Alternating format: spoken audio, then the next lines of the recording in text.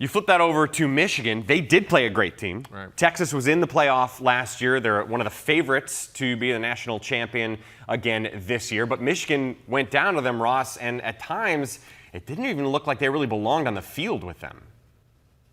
No, I don't know that there were many people realistically expecting Michigan to beat Texas. I mean, a bunch of players lost, head coach lost, a bunch of coaches, coordinator lost from last year's national title winning team. And then, as you mentioned, right, they're playing a Texas team that's kind of loaded. I mean, they are built and ready this year to win a national title themselves. But they didn't look good. You're right. They almost didn't look like you said, like they should have been in the same division.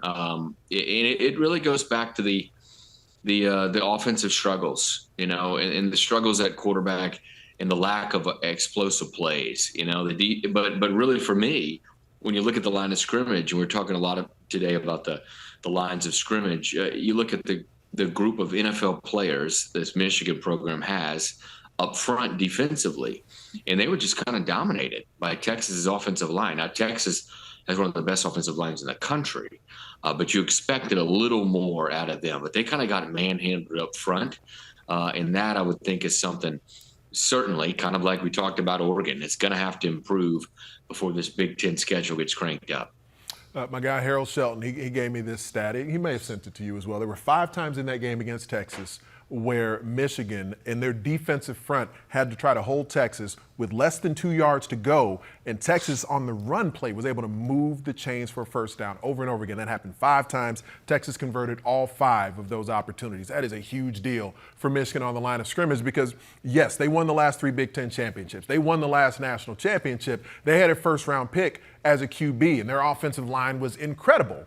But this wasn't an offense that consistently overwhelmed their opponents. The Michigan defense was what consistently overwhelmed team after team, week after week. That's where I'd say the biggest disparity between last season's squad and this season's squad has been, and that's what I frankly find surprising because Mason Graham is an amazing football player. Kenneth Grant is one of the better defensive tackles in the conference, and Will Johnson may be the first corner off the board in the next NFL draft. So they've got 3 of the best players on the field on their defense every time they take the field, and that's where right now the Wolverines, to me, have the most ground to cover for the standard that's been set in recent years and the consistency of that dominance for that defense. That's where I think there's the bigger disparity right now.